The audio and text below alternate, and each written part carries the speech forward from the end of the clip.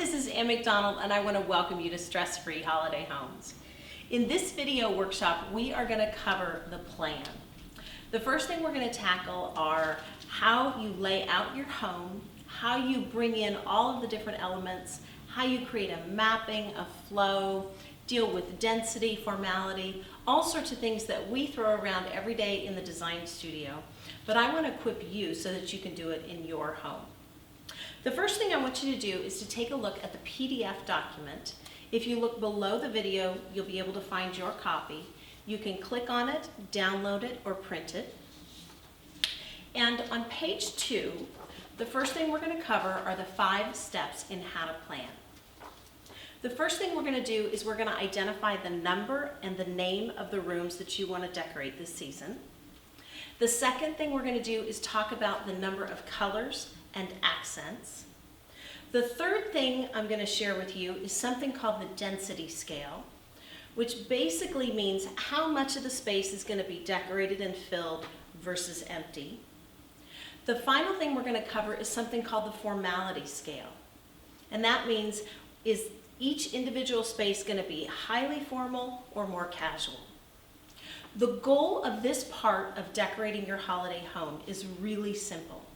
What we want to do is we want to create a story from the moment you enter your home, and almost like a river, create an ebb and a flow so that as people come in through your holiday home, whether it's your family or a party or you're hosting a board or a benefit, we want people to be able to come in and experience your holiday home one way in one room, pull back in another, move forward in another, and really bring it to the next level.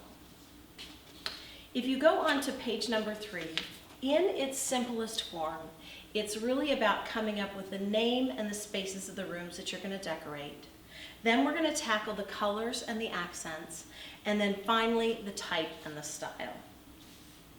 If you are dealing with a very large property, typically 7 to 10 to 12 or even 15,000 square feet, even if you're working on that kind of a scale, I want you to think in terms of 3, 5, and 7 room increments. For this workshop, we're going to work in a 5-room example. The first thing I want you to do is I want you to write down the names of all of the rooms that you're going to tackle. And for our purposes here, I'm just going to use a 5-room sample. And when we start out on a design project like this, this is exactly the process that we go through. It's very casual at the outset. We start with either individual pieces of paper, or we work on a whiteboard or a big board like this. You can just get this at an office supply store. And what we do is we write out the names of the rooms. For these purposes, I'm going to walk you through and use a sample from my own home. So I might write entry, then we have a hallway that is adjacent to the actual entry hall. Then I'm going to write down living room, dining room, and then finally family room. The purpose of this is to figure out how people are going to flow through the space. In this workshop, I'm going to refer to this traffic flow or pattern as mapping numbers. And typically during the holiday season, people will experience and engage their home differently than they will during the regular year. And the reason we want to talk about a mapping pattern or a flow in your home is if you're hosting a party, people are going to typically be coming in through the entry hall and experiencing some of the more formal spaces in your home, unlike the rest of the year when you may enter through your garage or your family room or a side door. So what we want to do, if you follow along on page 5, is position all the different traffic patterns that you might have in your home, and then pick the most important one for you this season. I always say create the storyline from the most important event or the most kind of gut level thing that you want to decorate to in this particular holiday. And the mapping pattern is going to help us develop a storyline as people experience your home. So each room is going to get what we call an M number, a mapping number, which basically refers to how people transition from one space to the next to the next. So you can see up here, I've already written down entry is going to be a number 1. So for our purposes, I'm going to use a different color. Entry hall is going to be 1. Our hallway is going to be 2. Our living room is going to be 3. Dining 4, and family room 5. If you have a stairwell or a banister or something like that, even if it's not its own room, I still want you to give that space a number and identify it, because banisters, stairwells, those are great places to execute holiday decor. The next thing we're going to do is we're going to talk about colors. Colors and accents for your holiday home are really important to get right. Because you're layering on top of your regular year-round decor, we want to be careful about pulling in too many colors that are way far off your core design. So I typically suggest the number of rooms or spaces that you're going to tackle is the maximum, well, we'll give you a little give and take, but the maximum number of colors and accents that you want to work into a design story for your holiday home. So if we're tackling 5 spaces, I'm going to think about using 3 colors and 2 accents.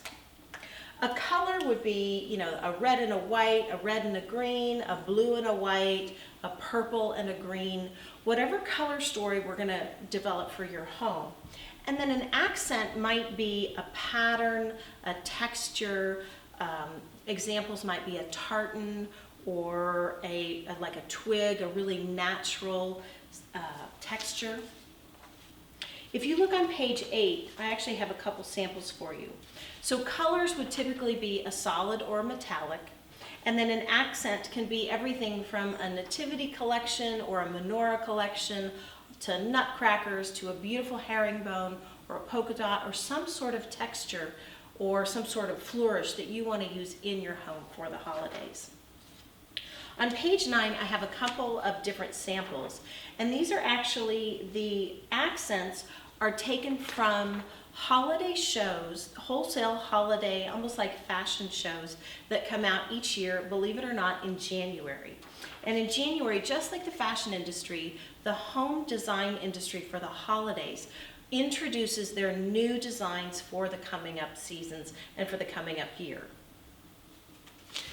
So once we've identified, let's say we're going to do 5 spaces, we're going to have 3 colors and 2 accents.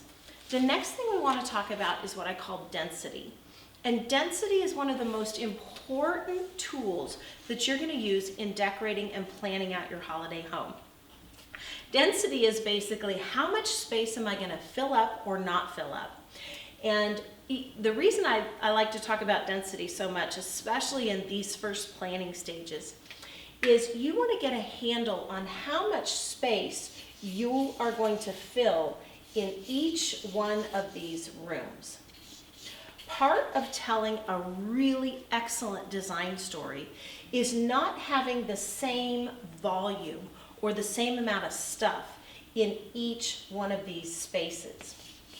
You want your eye to be able to come into the entry hall, have a certain experience. Maybe you go into the next space, which is your hallway or your staircase, and you want to pull it back a little bit. Then you want to go into your living room or the next space, and then you want to punch it up a little bit. Come into the next space, pull back, and then have what I call kind of a ta-da moment. And density is one of those things, if we plan it out in the beginning stages, it makes it much easier to sort all of those ornaments, to plan, measure how many things you need to buy if you're starting from scratch. Density is how much stuff you're going to put in each space. On page 11, I actually share with you a density scale that we use.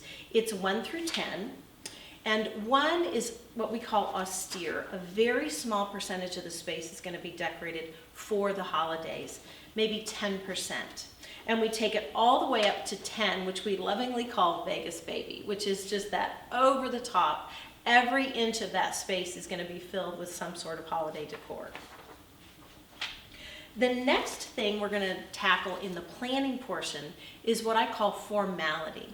And formality, like density, is a storyteller tool.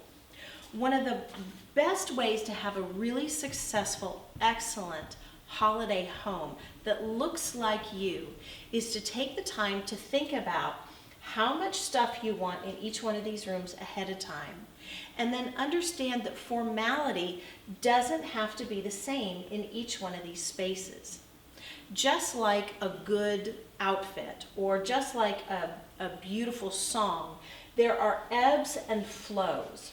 So you might have a certain level of formality in your entry hall, pull it back a little bit in your hallway, bump it up for your living and dining room, and then really ratchet it down in your family room. And by planning those things ahead of time, it helps you not waste a lot of time while you're trying to put stuff up. Formality and density are especially useful tools when we get into the keep, pitch, and mix portion, and we're talking about pulling in those family collections. You know, all of those ornaments that have been with you for decades, and you're not quite sure how to work in. By having a bird's eye view of your home from this perspective, you're able to sit down and think, okay, I want to work in this collection a little bit in the hallway. I'm going to work in this collection in the family room, and I'm going to be able to give you hints of it in some of these other spaces. Our formality scale for your, you can see on page 13, it actually goes from 1 to 5. 1 is what I call rustic, very raw, organic, almost a vegan kind of look.